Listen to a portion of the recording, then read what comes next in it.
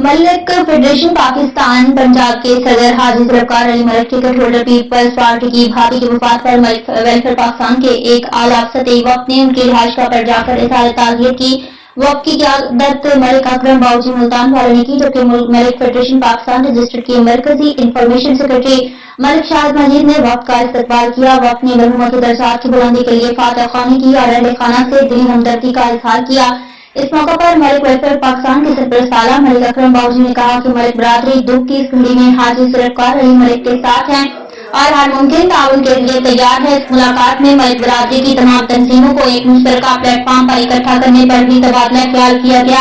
हाजी ज़ुल्फ़िकार अली मलिक और अकरम बाऊजी ने इत्तफाक किया कि बरादरी की फलाह बहबूद के लिए इज्तिमाई कोशिशें जरूरी हैं।